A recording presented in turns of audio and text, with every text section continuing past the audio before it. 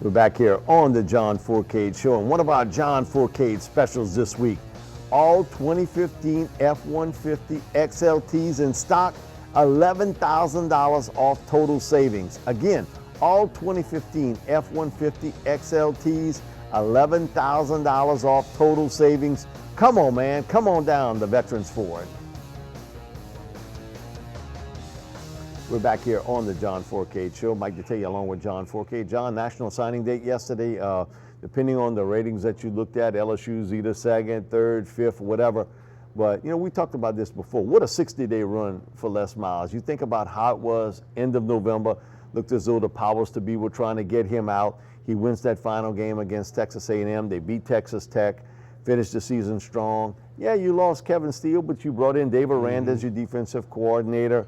Still got to look for a spot. Frank Wilson, who was a significant player here as far as recruiting was concerned, and running backs coach, and who knows what happens with Cam Cameron. Though there's a lot of rumors that he may want to head back to the NFL.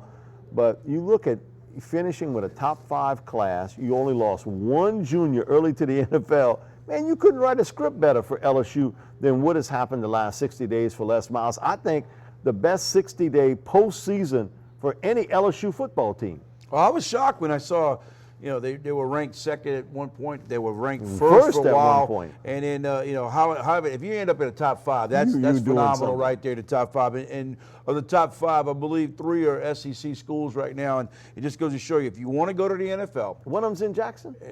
Oxford? Oxford, Mississippi. If you want to go to the NFL, there's only 3 schools I look at right now in the SEC. It's Alabama, LSU, and Ole Miss that have the caliber of players. And watch with this upcoming draft, Mike, how many guys get picked. But the kids that nowadays are signing with these schools, what can you do for me in 3 or 4 years? And, well, let's see, Les Miles has put this many guys in the NFL at University, you know, LSU is showing. So you have to say, as you look at this, go, wait a second. 3 months ago, they talked about firing a guy. Now he's in the possibility of having the top 5 class of all time. And it's not over with, done yet. We'll see what happens. One more guy. But I'll say this much, though. With all that being said and done, if you don't win 10 games, 11 games, and maybe we play for the West, could it be a bad year for them? With all these guys coming in here, you can get all the guys you want, Mike, but if you're not winning football games, you're not winning the West, you're not playing for national championship, and if you don't have a quarterback that can do the job for you, what's it all worth? You know, what's funny about this recruiting class, and we're going to take a look at the names on there, the 2 guys that they really heavily recruited at quarterback, one is Shea Patterson, who's at Ole Miss. Felipe Franks is at Florida. And so, man, when you think back of all the good, that negative, you spent so much time recruiting both those guys. So we're going to take a look at the list of the LSU signees yesterday. Right off the bat, young man, John, you and I have seen play quite a bit. Mike Divinity from John Ehret. Savion Smith, well, I think's got as good a cover skills as Patrick Peterson coming out of high school. Stephen Sullivan from Donaldsonville. Devin White, no matter where they're going to play him at, running back or linebacker is going to make a difference. D. Anderson, a big tall receiver from DeSoto, Texas. Edwin Alexander, a big 6'3", 330-pound guy from St. Thomas Aquinas. Willie Allen, the best offensive lineman in the state of Louisiana from John Curtis. Caleb Roddy, I think, is a really good football player from Dedham Springs. Jamal Pettigrew, a young man from the city here at St. Aug's. Let's see if he can block, because I know one thing, tight ends at LSU, you know what they're doing.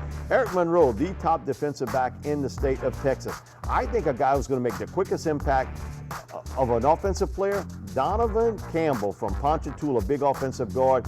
Ja'Cory Savage from Alabama, developmental offensive lineman. Greedy Williams from Calgary Baptist. Lindsey Scott Jr., the quarterback from Zachary. Glenn Logan played right up the road from me, can play both defensive tackle, defensive end. Rashawn Thornton, the pass rusher, outside linebacker from Killeen, Texas. Andre Anthony, another young man off the edge from Edna Carr. Cameron Lewis, who was recruited by TCU as a quarterback, and he played quarterback at Wasserman. He'll play safety at LSU. So, boy, you took in a look at all these players. A late one yesterday, Lloyd Cushenberry from Dutchtown, play tackle, be moved inside the guard. Drake Davis, who's a young man from Baton Rouge. He went to IMG at wide receiver. Connor Cope, you look at the place kicking situation at LSU, he might be a guy to see some playing time quick. The top players from the state of Louisiana, Rashard Lawrence, the defensive tackle from Neville, and Christian Fulton, a young man you saw play a lot at Rummel High School. John, to finish it off with those two guys, that was huge for LSU because LSU had difficulties in North Louisiana recruiting kids. A lot of those guys that went to Alabama the last few years. To get Lawrence was a big get. I know my old buddy Ed Ogeron's real happy about that. Christian Fulton too, because Florida put a late push on him, and you've seen him play. He can play free safety, cornerback, can play in the slot. Wherever you want him and blitz off the edge, he is a really good football player. Well, the thing about, not just Christian, but all these kids here, they're guys that LSU feels like, I bet of all these guys, 10 to 12 of them will be playing a lot as freshmen. And Les Miles made the comment, we play them if they're going to play worthwhile, and they're capable of playing. And that's the thing about it. Christian Fulton knew he can go anywhere he wanted to. It was definitely Florida, Arkansas, and LSU, and he was going to play as a freshman, and that's what these kids want to do. Nowadays, these kids want to walk in and play. Yeah, exactly. There's no doubt about it. They all want to come in as a freshman and play. Not all can. Understand that some of the roster they have, but this is like DBU at LSU, and these kids understand that. And defensive tackles at LSU, defensive ends at LSU, they all go to the next level as well. So with that class they have right now, they have got to win. I still say they don't have a quarterback. I don't care if they even look at the roster. They got to find them a guy. And you made a comment, two guys that left them a quarterback. They also went after the kid that was at Maryland who ended up with Ohio State. As Hoskins. And he was another guy. But that kid's got some luggage with him from everybody I've heard about it.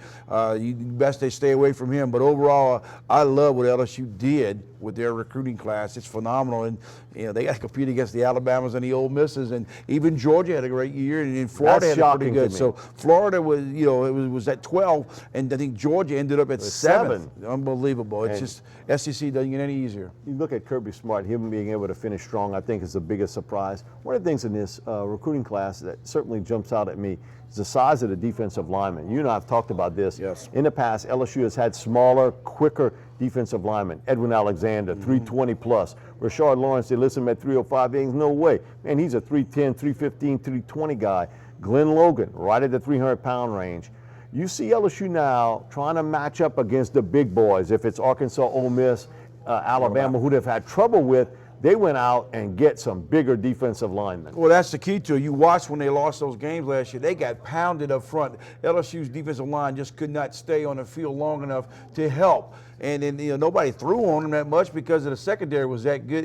They ran all over LSU because of the lightness of the defensive line, and you had to get them 300-something pound guys in there. And Ed Ogeron knew doggone well, I got to compete with this year. Give me the big heavyweights. And I think that's something Ed really had structured on. Also, to the move to the 3-4 alignment, you need bigger defensive linemen. Yeah. Back more with the John Fourcade Show, sponsored each week by Veterans Ford.